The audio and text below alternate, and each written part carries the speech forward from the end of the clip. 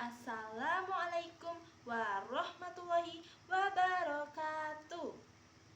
Halo semuanya, apa kabar?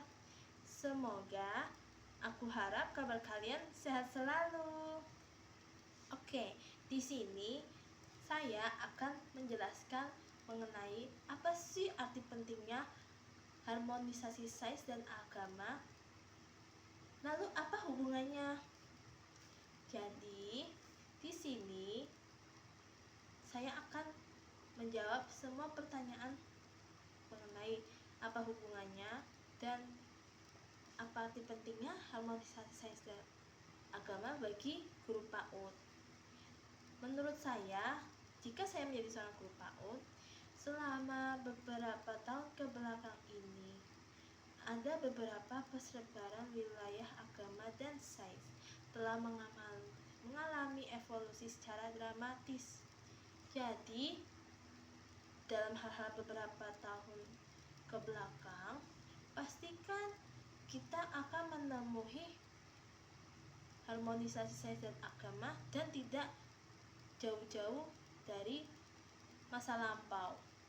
Secara pembahasan kali ini, harmonisasi sains dan agama itu tuh ada keterkaitan dan terhubungan mengenai harmonisasi sains dan agama, gimana caranya bertahan dan sudah ada dari zaman sejak dahulu yang telah terevolusi dari zaman dahulu. Evolusi tersebut dapat dimaknai sebagai kemajuan. Kalau yang ini tuh disebabkan eskalasi pengetahuan, pergeseran cara pandang, serta pasang surut hubungan keduanya. Dari hal-hal pembahasan harmonisasi sains dan agama itu yang mengenai hubungan harmonisasi sains dan agama di masa lampau yang telah terevolusi, kita sebagai makhluk sosial pasti ingin tahu kan sebab terjadinya evolusi itu untuk apa? Ternyata tuh untuk kemajuan pesat di zaman itu. Harmonisasi sains dan agama menjadi pengetahuan awam bagi kita semua yang disebabkan eskalasi pengetahuan seperti yang tadi saya bahas. Terus gimana harmonisasi sains dan agama dapat bertahan dan keterkaitan yang kuat disebabkan seperti cara pandangnya gimana, dan juga tidak lupa serta pasang surut hubungan keduanya. Ini akan sangat menarik sekali karena akan menjadi tantangan baru untuk saya selaku yang akan membawakan materi kali ini. Dan juga pasti ada asumsi sebelumnya bahwa sains dan agama seringkali berinteraksi dalam retorika konflik. Harmonisasi sains dan agama juga itu tidak jauh-jauh dari konflik. Pasti ada keterkaitan harmonisasi sains dan agama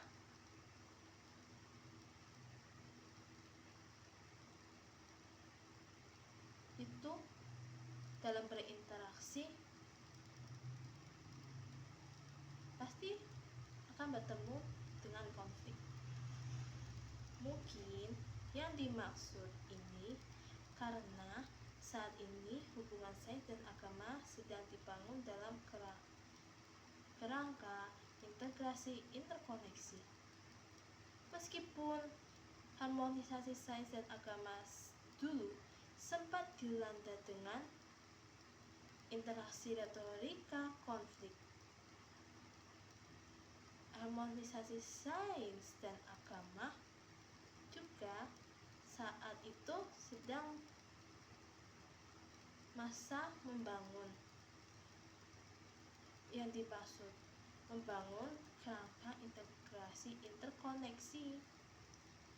Menurut juga dari zaman dahulu, banyak para ahli berpandangan bahwa sains dan agama sedang dibangun dalam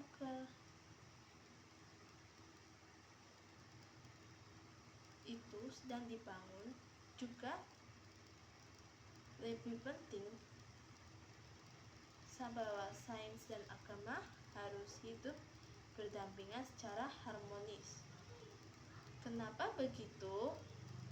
Karena keduanya merupakan dua kekuatan besar yang mempengaruhi kehidupan manusia.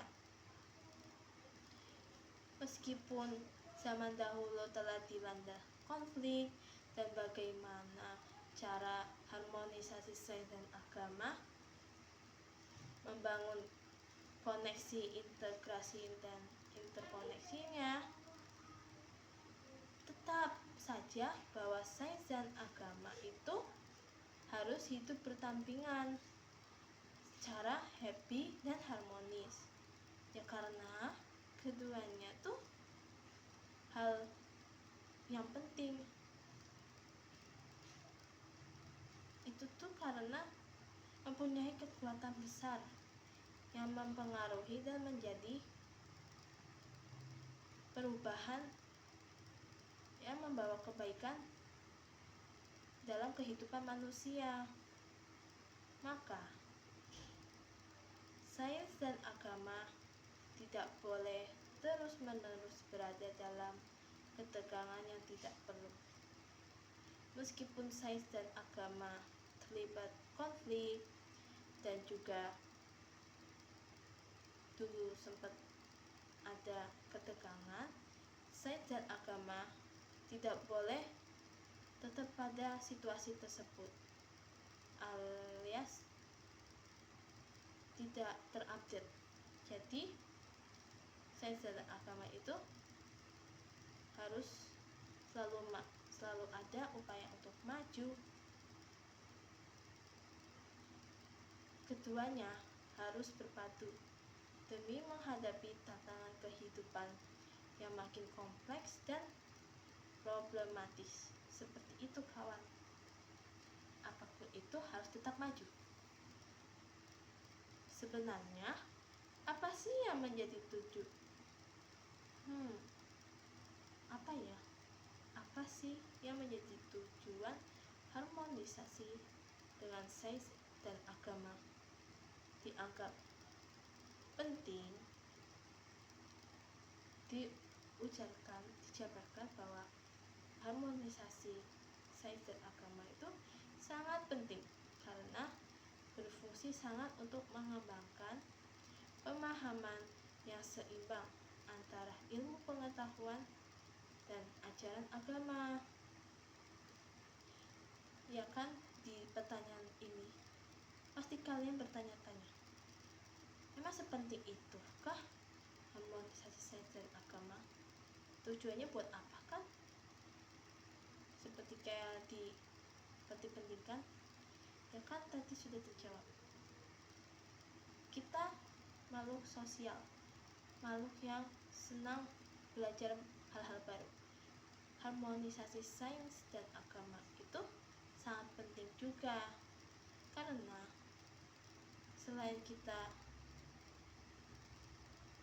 mengetahui pemahaman, kita juga bisa mengembangkan skill atau pemahaman yang seimbang.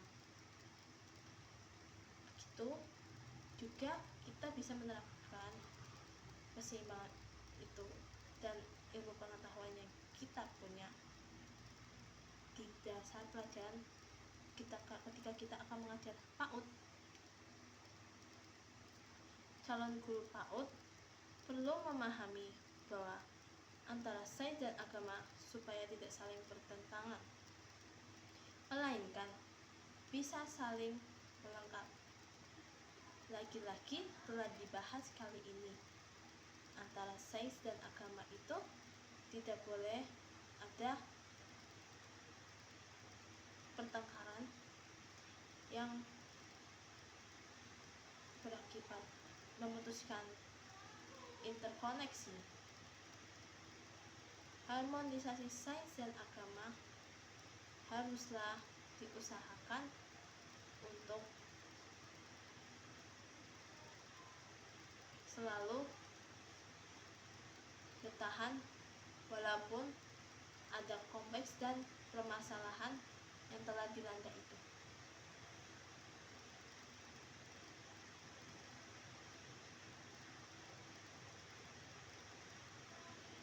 Tuh, harmonisasi sains dan agama tidak boleh bertentangan ataupun bertengkar, melainkan bisa saling melengkap. Jadi harmonisasi sains itu tersendiri. Dalam harmonisasi sains dan agama, apakah kalian sudah tahu? Oh iya, harmonisasi sains dan agama memberikan pemahaman yang lebih holistik, mudah dipahami bagi anak-anak. Jadi, harmonisasi sains dan agama, kita bisa mengenalkan harmonisasi sains dan agama terhadap anak tersebut. Kita bisa menerapkan harmonisasi sains dan agama terhadap anak kecil dengan pemahaman dan bahasa yang sesuai mereka tahu.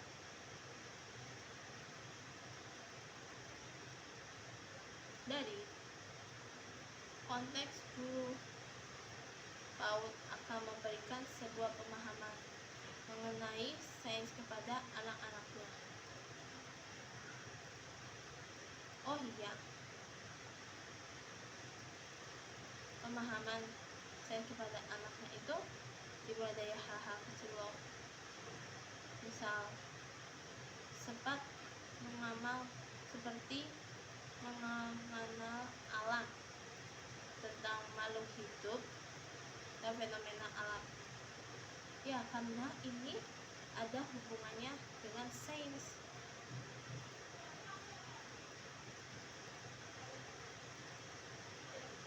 Maka dari itu ada keterkaitan sains antara makhluk hidup dan fenomena alam lainnya. Di samping itu juga harus bisa diusahakan mengenalkan dan mengajarkan nilai-nilai agama yang sesuai dengan kekuatan atau keyakinan pada kita sendiri. Ya, semoga kita dapat mengamalkannya ya.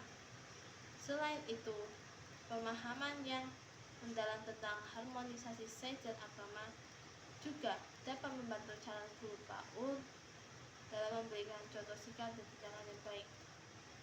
Ya, walaupun hal apapun ini, kalian penting loh untuk selalu menjaga sikap.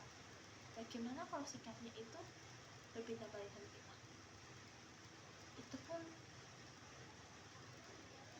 menjadi hal tercela. Oh iya, apakah ada contoh sikap dan tindakan yang baik mengajar?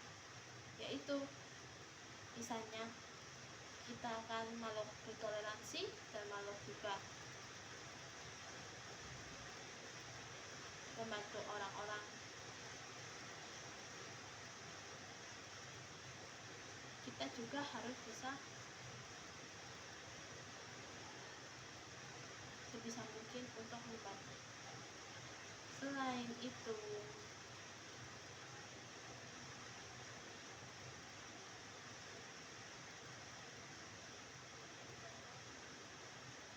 tuh perkembangan namanya.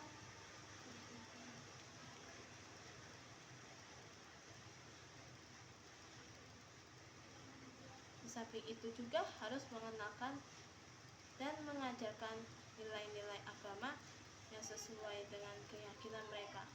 Selain itu, pemahamannya mendalam tentang harmonisasi sains dan agama juga dapat membantu calon guru PAUD dalam memberikan contoh sikap dan tindakan yang baik, mengajarkan toleransi, dan mendukung perkembangan karakter anak dalam suasana yang inklusif dan penuh kasih sayang. Seperti itu penjelasan dan jawaban dari saya. Gimana teman-teman? Apakah kalian ada menemukan hal keseruan? Jika tidak ada, saya izin pamit ya. Wassalamualaikum warahmatullahi wabarakatuh.